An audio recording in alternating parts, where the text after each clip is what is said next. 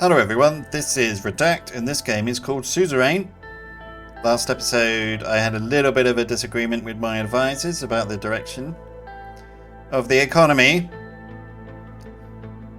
One walked out in disgust.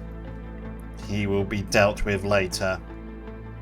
But hopefully that will secure my power with Conronti, or whatever his name is, the media guy.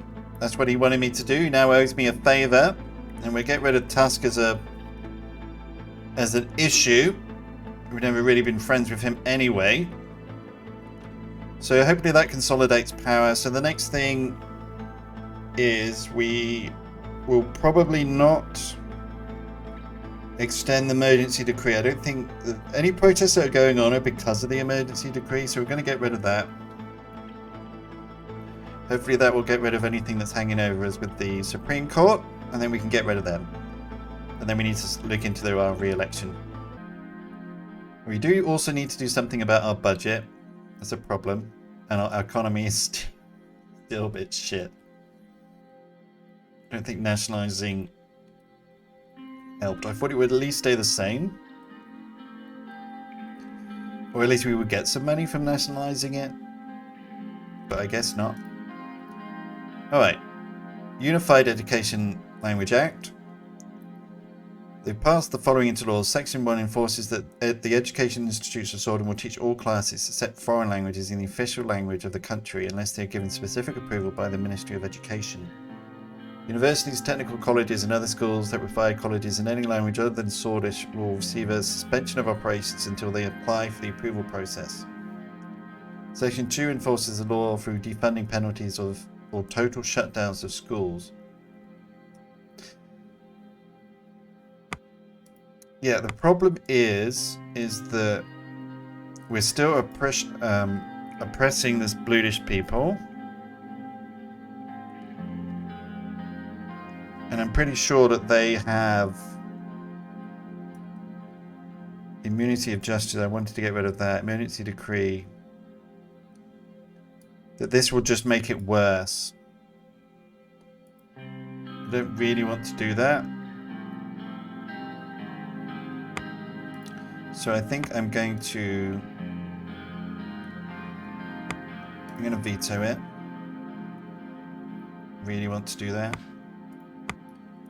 And I vetoed the language bill. Don't care that people would get annoyed by that. And the president, they have to do as I say. Alright, results of the economic direction. Let's see. The nationalisation decisions made, all that was left was for Sordland's two most prominent oligarchs to sign the paperwork. And so I called them both to the Panance conference room. Oh no! Oh no! Guards! Guards come! Protect me! Lucien showed Marcel and Walter in. They sat across the table from me, leaving one empty chair between them. Marcel was watching Walter with a vile smirk on his face. Aren't you enjoying this a bit too much? Come now, Walter, there's no need to be a sore loser. And watch your word, you were right in front of the president. You are right in front of the president. You little snake. You're just like your father. Whatever you say won't change the fact you are done for. Your time will come, be sure of that. That's enough. Marcel, shut up. I don't want to be... Yeah, you're right, you're done, Walter. Ha, fuck you. You're the president, Walter. Now then, before the conversation is derailed any further, Lucien moved over to Walter and found the agreement papers out in front of him. Mr. Tusk, here is the agreement that pertains to the nationalisation of Burgess Steel and the transfer of the entirety of your shares to the state. He pointed to the various sections on various pages of the document. You need to sign here, here and here. I won't sign anything without reading it first. He started going through the papers. When he finished, he turned back to the first page and went over the whole stack again. And again. And again. Is there a problem? I have to be sure I understand an agreement that takes my whole life's effort away from me. I started checking his pockets. I don't have a pen. Marcel immediately produced a pen from his pocket and put it in front of him with a toothy grin. Painted a very large heart of Sordland symbol with the name of the company engraved on it. There you go. Reluctantly signed the papers after letting out a deep sigh. My pen, please. Take your time. Turn to me. I will never forget what you have done to me. Well, you never helped me. All you did was try to bribe me. And think that you had power over me, which you didn't. Sorry. Your time will come too, Mr. President, believe me. Did you just threaten the President of Sordland? This is ridiculous. Know your place. Mr. Rain, are you going to stay silent in the face of these blatant threats? He needs to be punished swiftly. Surely you can't let him speak to you like that. You little... No need for escalation. He doesn't have any power anymore. Put him in prison. No, he's just angry. It's fine. He doesn't have any power. I wouldn't underestimate what you can do, Mr. President. An animal is most dangerous when it is cornered. A man with Tuscan accent could prove difficult in the future for sure. You're right, guards. Yeah, let's put him in jail then. He offended me. Two guards waiting outside him entered the room immediately and grabbed Walter Tusk's arms. No, no, no, no, no! You can't do this to me. Yes, I can, you fascist donkey. Dictator, get your hands off me. Serves you right. Good riddance, Walter. I will be sure to pay a visit sometime. Marcel, I will destroy you. Not from a jail cell, you won't. Good luck doing that behind bars. Mr. Rain, you're being played by this man. Mark my words, one day he will turn on you as well. I am not you, Walter. No matter what, I have my honour as a Coronti. Corontis always keep their word. Yeah, we've always done what we said we were going to do. Cuffed by the two guards, Walter Tusk left the room. Marcel left shortly after. Codex entry, Walter Tusk. He's now in jail. Yes, he got detained. Sorry about that. Shame. Shame. He's escaped from Rumberg and seeks refuge. Read the report. Negative approval rating. Recent approval rating polling conducted by Chief Strategist Glade. So we've landed below the 25 approval rating. Administration's performance has been widely questioned by the diverse poll taken by 1,000 attendees from all regions of Sordland. Oh dear. Oh dear. Invitation to a movie premiere. Okay. Loveberg Group spokesman Watercross has shown his discontent by calling the administration actions unconstitutional and undemocratic. Here we go. A significant number of investors, both within and out of Sordland, are cancelling their orders, most likely due to Mr. Tusk's influence. Well, he's in jail right now, so he can stay there. Alright, let's see how we're getting bashed in the news. Police launched successful raids. Earlier this week, the police launched raids on shops and warehouses in Avery City and Estord City. Their operations are reported to confiscate more than 2,000 illegal firearms and drugs. Captain of the police force in charge of these raids has released a statement saying the shops are from the two notorious crime families, Skinner and the Coronelli family. Those operations were only possible due to the law enforcement budget increase. It allowed us to launch investigations of the local police, purging the corrupt ones and getting information about their networks, said the Ministry of the Interior. It is thanks to Mr. Anton. Law and order will soon come back to Sordland. Yes, it will. Today the government announced changes to the ownership of one of the two largest corporations in Sordland. Under the President Rain's new nationalisation plan, the entirety of Burgess Steel, including all subsidiaries and foreign operations, will now belong solely to the state. We expect to reduce the extraordinary amount of control the oligarchs have over the Sordis economy. The ex-CEO of Burgess Steel, Walter Tusk, has been silent on the matter and refrained from making any comments thus far. He can't, can he? Walter Tusk arrested. Dismaying news from Hull Sword. Sources say that Walter Tusk, Sordland's most prominent businessman, has been arrested. The arrest may have been connected to the ill-advised nationalisation of his company, Burgess Steel. Tusk and the heart of Sordland CEO, Marcel, reportedly met with the president to finalise the nationalisation process, after which Tusk was seen leaving the scene in handcuffs, escorted by presidential guard. Given Tusk's wealth and immense web of connections, we expect this to be sorted quickly, but it is a concerning sign of what President Rain is capable of. Rain's hostile takeover.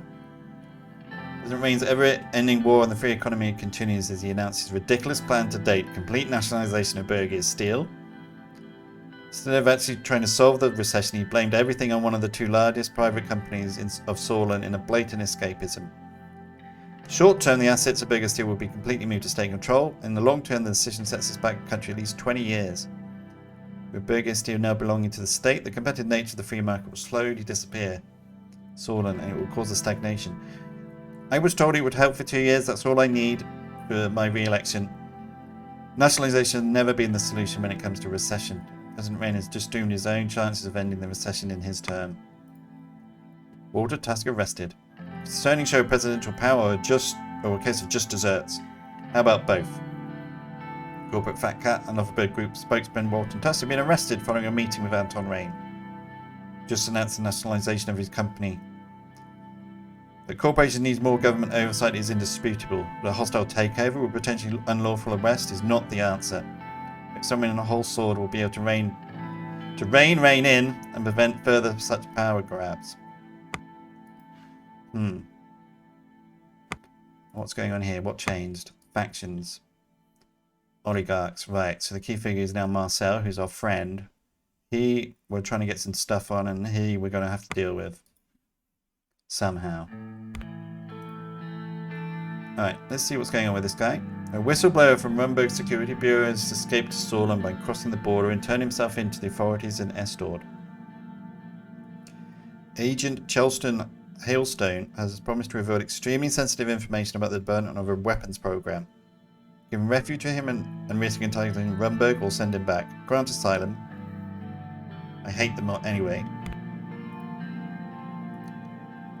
Receiving the agent, who has secretly transferred him to a safe house near Antel. The perimeter is guarded by special forces units to ensure no escape or rescue attempt can be conducted. And he's currently being interrogated thoroughly to make sure that the preliminary information provided is accurate. Good. Granted the asylum request. Yes, I did. And I should. Sordland accepts whistleblower. Who is Chelston Hailstone and what does he know? As a question of the day, as President Rain has agreed to grant refuge to this rogue national security agent from Rumberg. Escaping to Sordland, Hailstone promised to reveal sensitive government information in exchange for asylum. Whether Rain's decision will be worth the anger and possible retaliation from Rumberg government remains to be seen. Just try it. Just try it. God, this railway still is not moving. Zone is also not moved.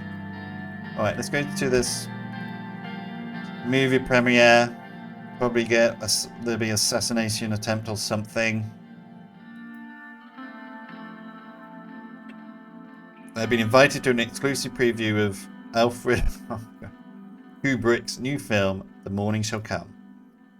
Although I wasn't in much of a movie-going mood, it would have been unprecedented not to attend. Besides which, Peter had worked hard with the producers to make this screening possible during the emergency, albeit with limited attendance and heavy security.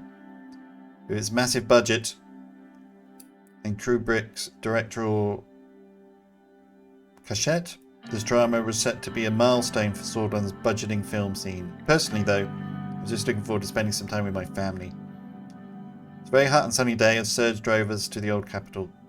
The film was to be screened in the historic cinema Angli de Ilori, the very first cinema in Sordland. I gazed at the vast plains between the whole Sword and early as we drove on the H1. Serge had maxed out the air conditioning to keep the Cadilla comfortable. Frank fidgeted with his tie as he stared out the window. Worried about the university exam, son? Since when do you care what's happening in my life? Oh! You know I'll support you. What an honor, Your Highness. Frank, don't talk about your father that way. He's been working so hard for this country. Don't make me angry. Ignore him and talk to... Okay, he doesn't want to talk to me. I'll talk to Deanna instead then. Excited for the movie, sweetie?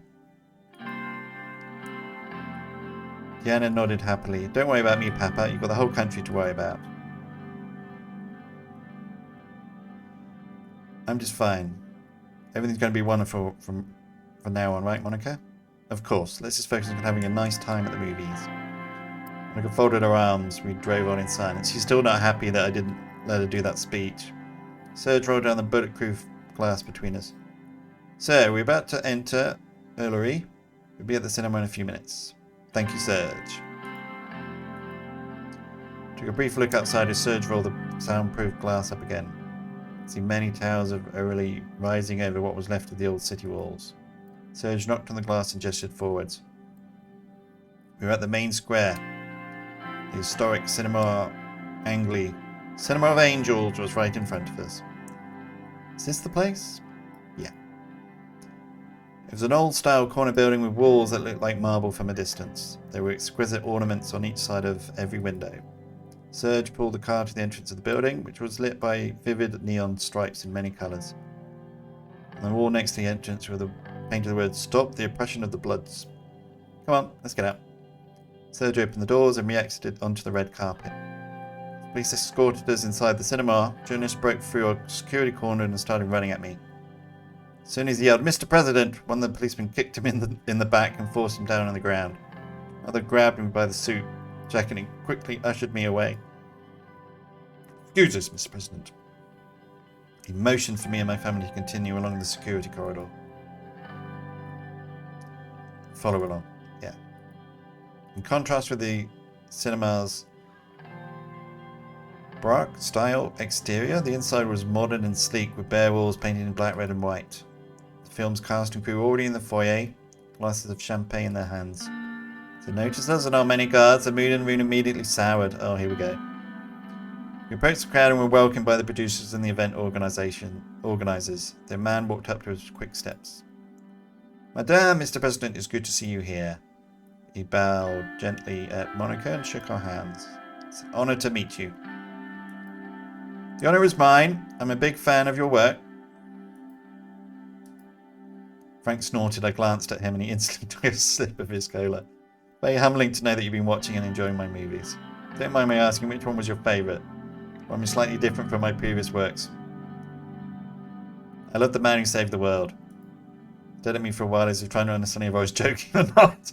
"That's my Mikhail Vargas, Mr. President. It beat my film, The Swordless Dream, for the top prize last year." Frank looked me in the eye and struggled not to laugh.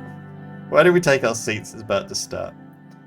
We entered the screening room, the lights dimmed and the film began. It's a period drama set in the 1870s about a Swedish soldier who pursues a doomed romance, the widowed bluish farmer during the conquest of Bulgaria.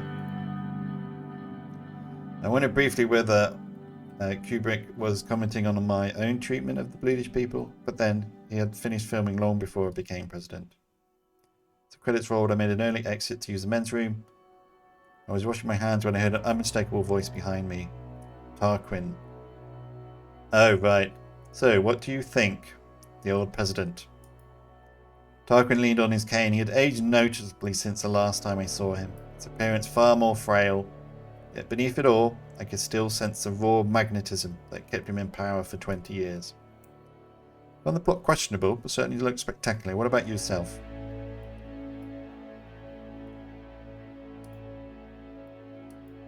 Sentimental pablum for the enjoyment of housewives only.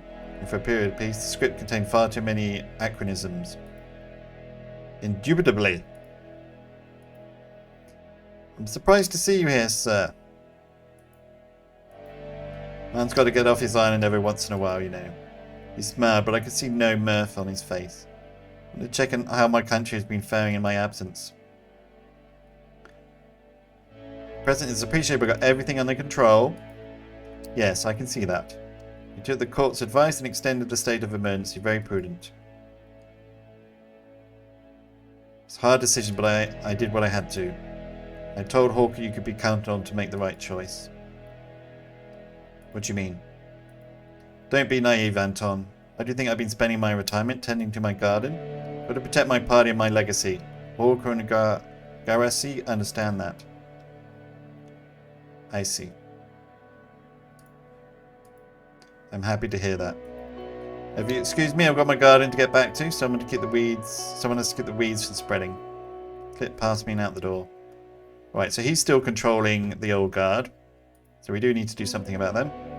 So all security staff and mine were now clustered outside the washroom, forming a buffer against the large crowd that had gathered. "That's Tarquin Saw," I heard someone scream. His guards closed around him and mine around me.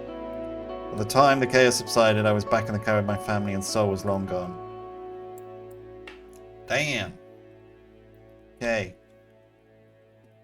Just these two things. What's this? Dinner with the family, briefing on the diplomatic strategy. Ceremony duty for the day of dissension. Okay. Right, let's have dinner with the family, I guess. I arrived home from work, hung my jacket up, and put my briefcase in the hall. Paused, awaiting my usual greeting from my wife and daughter. Diana was out on one of her after-school art classes, I remembered, but where was Monica? In the room, I heard a muffled sob. And to find Monica sitting on the sofa, a letter in her hands and a look of despair on her face. Darling, what's wrong? Monica briefly rested her head on my shoulder and then handed me the letter. It's from the Department of Education. Frank's university exam results are in. Why are you so worried then? See for yourself. I looked at the page below Frank's name and address. His score was written. 435 points out of a total of 1,000. One of the letters, the word failed, was stamped in red. All those years of effort, all those private lessons, all down the drain. Does he know the results yet? No, but he should be back from school soon. Just don't understand. Frank's a smart boy. Why would he sabotage himself like this? I heard a key turning in the front door. Frank stomped in and was about to go straight upstairs when he noticed both in the living room. Mum, Dad, what's going on? Have a seat, Frank. Took a seat across from us and I handed him the letter. He started reading it. Oh, shit. Frank Lowens. You're a disappointment to this family. Son, we're not angry at you. I need a moment. He went to the kitchen sink and washed his face. A moment later he came back. I never thought this would happen. I'm so sorry. You made your mother cry with your actions. It's not the end of the world. Pretty close though, isn't it? Franklin close to tears. Monica put her hand on his shoulder. Gonna be okay. But you really should have studied harder, Frank. I know. So what am I supposed to do now? Well, there's always military school, but you're the president's son. You still have options. Well, I don't want to use my influence.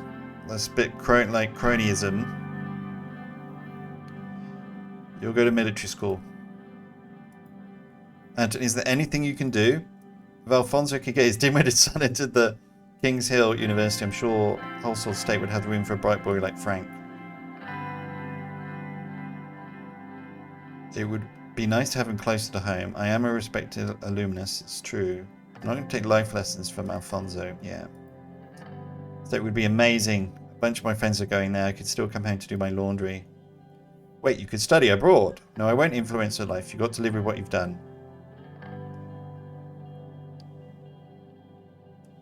Yeah, I can, okay, let's send him. I'll pay for it. That's not cronyism, really. Yeah, and then he can do whatever he wants. Thanks so much, Dad. I swear I won't let you down this time. Monica let out a long exhale. What a day. Who's hungry for dinner? Monica disappeared to the kitchen, Frank to his room, and I went to my office and began making some phone calls. Well, yeah, okay, that's fine. Read the report. Supreme Court has filed a 6-5 dissent and closed the Urson versus Sordland case today. Chief Justice Hawker dismissed the concurrence of the Ministry of Justice, citing the treatment of the Bluish people had been equal before the law. Further press releases were made criticising the words of Vice President of Justice. Bluish constitutional rights won't be in question for some time. Good. So there's that briefing. There's that ceremonial duty. Oh, there's something else. Over here. What's this? New school completed. Now celebrating the opening of a new secondary school. A 2-story building with 50 classrooms and state-of-the-art teaching equipment. The school was funded as part of the government initiative to improve rural access to education. Nice. Alright, let's read the news. Court strikes down the Urson vs. Sordland. Hawker made the announcement after the majority of justices voted against the violation of constitutional rights for Bluish citizens as opposed by Urson. Landmark case. Political discharge with support of the WPB and even BFJP establishment caused a major disagreement between the Ministry of Justice and the Supreme Court. Criticisms were handed over to the Ministry of Justice. who filed a concurrence. Chief Justice Hawker highlighted the importance of impartial justice once again. Rain and Sol meet at the screening. Recently, the screening of the new film, The Morning Shall Come, was attended by an unexpected guest, former President Tarquin Sol. Rarely seen outside of home on Duro Island since his 1949 resignation. New law on the Swordist language vetoed. The Unified Language Act been vetoed by President Rain after the approval of the Grand Assembly by the majority vote on Thursday following a 3-hour debate. Who's this guy? National Front. He campaigned heavily for the bill, criticised President Rain for his decision to veto the act, saying it contained vital new rules that would have unified Swordist education, protected the integrity of Swordist language and identity.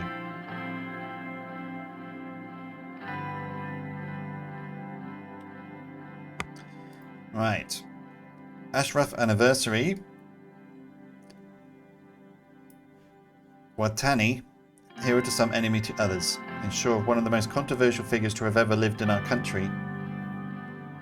As his anniversary is approaching, there's one question that is shared in everyone's minds. What will the administration do? Every year people gather to hold a vigil, and a solemn anniversary of his death. They light candles in his memory and hold cultural festivals. What is different this year, however, are the claims that the Buddhist movement will be holding their largest rally yet during the anniversary. Perhaps it's time for the administration to let bygones be bygones and take a step back to display the unity of Sordland to the people who very much need it. Enough with the Buddhist protests. Once again, the Buddhist protesting country have claimed its toll. This time, the toll was of the injured child. Way home from school, 13-year-old DK knowingly entered the protest grounds. The police tried to suppress the protesters and chaos ensued. Trapped between the police and the protesters, he was injured in the following stampede. His treatment still continues in the hospital. When will this end? People demanding answers from the administration. Okay. Exclusive screening of the new film made a splash, not for the content of the period drama itself. Instead, the film was overshadowed by two political figures in attendance: President Anton Rain and former President Tarquin Sol. We and the two of them spoke in the washroom following the film. We did. He made claims that surely can't be true. Education privatisation. Are our children doomed? As we expected, Anton's decision to privatise the Sordland education system has seriously deleterious effect.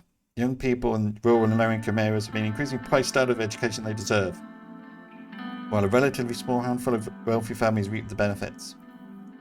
Proof witnessed the higher-than-ever gap between test scores in Narbonne and Holsword. He had high hopes for Education Minister Ciara when Rain first appointed her, but she seems to only be enabling his delusions that corporations will solve all of Sordland's. Well, no, I nationalised one of them. Justice failed once again. As expected, the Supreme Court ruled against the Urs and Sordland case. The massive rights case struck down any future president for argument to be made against the constitutional rights violation of individuals through legislative action. Chief Justice Hawker argued the legislative actions and constitutional acts are not to be confused. British people are equal under the law. Solid constitutional justices are going as far as they can to bend the truth to hide the inequalities of our society. Fight for justice will continue. What a Rain and Sol hiding. They blame sub-story, The Morning Shall Come. President Anton Rain and the former president were seen exiting the men's room together. When an illicit assassination is not out of the question, it is far more likely the two